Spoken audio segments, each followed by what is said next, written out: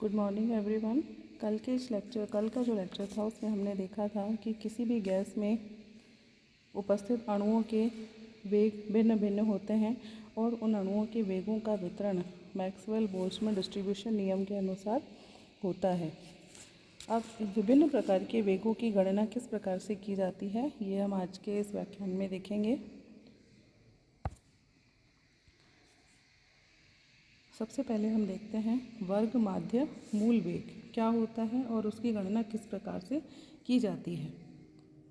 अणुओं के वेगों के वर्गों के औसत का वर्गमूल वर्ग माध्य मूल वेग कहलाता है। माना कि n अणुओं के अलग अलग वेग क्रमशः c1, c2, c3 और cn हों तो वर्ग माध्य मूल वेग c तो हम इस फार्मूले से दर्शाएंगे c is equals to c1 square plus c2 square plus c3 square plus cn square divided by total number of molecules square root.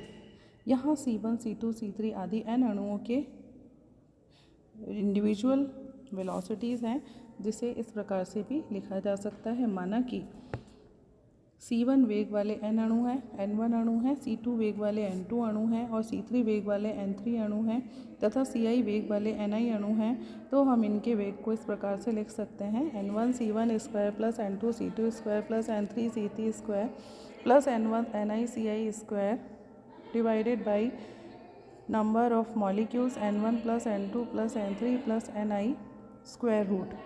या इस प्रकार से भी लिखा जा सकता है समीशन Ni Ci square divided by समीशन Ni ऑफ स्क्वायर रूट।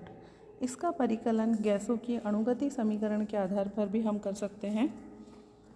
अणुगति समीकरण के अनुसार Pv is equals to 1/3 mnc square होता है। यहाँ से c स्क्वायर की वैल्यू आती है 3 Pv/mn। mn may be written as capital M molecular weight of gas 3 Pv/m अर्थात C is equals to √3 Pv/m। या हम आदर्श गैस समीकरण के अनुसार Pv के स्थान पर RT भी लिख सकते हैं, तो C will be equals to √3 RT/m। यहाँ पर m अपॉन जो V है इसे घनत्व के नाम से भी जाना जाता है, तो हम इसे घनत्व का मान यहाँ रखते हैं m/v के स्थान पर, तो C इज इक्वल्स टू होगा √3/3p/d। तो इस प्रकार से ये रूट मीन स्क्वायर वेलोसिटी किसी भी गैस के अणुओं के लिए निकाली जा सकती है। एवरेज वेलोसिटी औसत वेग क्या होता है। समस्त अणुओं के वेगों के योगफल में अणुओं की कुल संख्या का भाग देने पर औसत वेग निकाला जा सकता है। अतः औसत वेग को इस प्रकार से लिखा जा सकता है C bar is equals to C1 plus C2 plus C3 plus Cn divided by n। इसका मान ज्ञात करने के लिए हम इसका इंटीग्रेशन करते हैं 0 से इनफाइनाइट तक की लिमिट में, और जो प्राप्त परिणाम है उसमें n का भाग दे दिया जाता है, तो उससे हमें इसके औसत मान का जो मान है वो ज्ञात हो जाता है। C बार का मान यहाँ पर आएगा 8RT/πm स्क्वायर रूट, या इसे इस प्रकार से भी लिखा जा सकता है स्क्वायर रूट 8Pv/πm। यहाँ पर m/v की जगह हमने d रिप्लेस कर दिया है, that is density of molecules. यहाँ 8 और पाई का मान रखकर इसे और आगे भी सॉल्व किया जा सकता है। जैसा कि हम जानते हैं कि पाई इज इक्वल्स टू होता है 22/7। अगर हम यहाँ पर इसे पाई की वैल्यू रख करके और सॉल्व करते हैं तो वैल्यू आती है 1.6 √RT/m। अगला है प्रायिकता वेग या most probable velocity. Most probable velocity क्या होती है। यदि यह गैस में उपस्थित अधिकांश अणुओं के द्वारा रखा जाने वाला वेग होता है। प्रायिकता वेग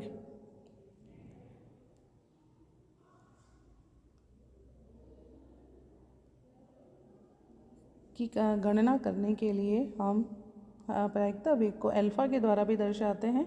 इसका मान alpha is equals to √2 RT/m होता है। अगेन यहाँ पर हम RT की जगह PV भी रख सकते हैं आदर्श के समीकरण के आधार पर, तो इसे 2PV/m भी लिखा जा सकता है। और m/v के स्थान पर हम अगर घनत्व रखते हैं तो ये होगा √2P/d।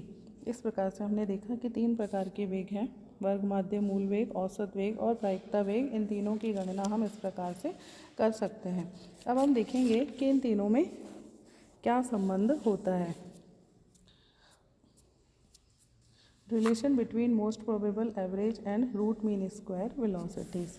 तो हम इन सभी के मानों को हम ये जानते हैं कि c का मान यानी कि जो रूट मीन स्क्वायर वेलोसिटी है उसकी वैल्यू थी √3 RT/m। तो √3 का जो मान है वो 1.7 होता है, तो इसलिए हम 1.7 √RT/m भी इसे लिख सकते हैं। इसी प्रकार से c बार या औसत वेग का मान आया था हमारे पास √8 RT/m। तो 8/पाई की वैल्यू अगर हम रख देते हैं 8 और पाई की जगह 22/7 अगर लिख करके हम इसे सॉल्व करते हैं तो c बार का मान 1.6 √RT/m आता है। इसी प्रकार से अगर प्रायिकता वेग जैसे alpha is equals to √2 RT/m हम लिखते हैं तो √2 की वैल्यू आती है 1.4, तो इसे 1.4 √RT/m भी लिख सकते हैं। अब क्योंकि इन सभी में √RT/m कॉमन है तो एक दूसरे से कैंसिल हो जाएगा। बाकी वैल्यूज़ हमारे पास हैं 1.7 रेज़ टू 1.6 रेज़ टू 1.4। इस प्रकार से हम तीनों प्रकार के जो वेग हैं उनमें संबंध ज्ञात कर सकते हैं। तो प्रायिकता वेग और रूट मीन स्क्वायर वेलोसिटी के बीच में संबंध है alpha is equals to 0.816c तथा औसत वेग और वर्ग, माध्य, मूल वेग के मध्य संबंध है c bar is equals to 0.921c। अब हम एक उदाहरण लेकर के समझ सकते हैं कि किस प्रकार से इन तीनों वेगों का परिकलन किसी भी एक गैस के लिए किया जा सकता है। फॉर एग्जाम्पल 273 केल्विन तापमान और 1 वायुमंडलीय दाब पर कार्बन मोनोऑक्साइड गैस का घनत्व 1.2504 किलोग्राम पर मीटर क्यूब है। गैस के वर्ग, माध्य, मूल, औसत तथा प्रायिकता वेगों का परिकलन हमें करना है। तो आदर्श गैस के लिए वर्ग, माध्य, मूल वेग का मान c is equals to √3 RT/m होता है। RT के स्थान पर हम PV भी रख सकते हैं, तो इसे हम 3PV/m भी लिख सकते हैं। और m/v होता है घनत्व यानी √3PV/T। P क्या है? दाब। आदर्श गैस का जो दाब है हम एक वायुमंडल मानते हैं, तो इसे किलोग्राम पर मीटर पर सेकेंड में कन्वर्ट करने पर इसका मान आता है 1.013 × 10⁵ किलोग्राम पर मीटर पर सेकेंड स्क्वायर। और जो D है ये घनत्व है कार्बन मोनोऑक्साइड गैस का, इसका मान 1.2504 किलोग्राम पर मीटर क्यूब आता है। तो अगर इन सभी की वैल्यूज़ हम फार्मूले में रखते हैं तो C का मान हमें ज्ञात होता है 493.0 मीटर पर सेकेंड। इसी प्रकार से औसत वेग ज्ञात करने के लिए हम फार्मूला लगाते हैं c bar is equals to √8P/πd। यहाँ पर हमने P का मान रखा, D का मान रखा और जब सॉल्व किया तो वैल्यूज़ आती है 454.3 मीटर पर सेकेंड। इसी प्रकार से हम फार्मूले में मान रख के प्रायिकता वेग की भी गणना कर सकते हैं।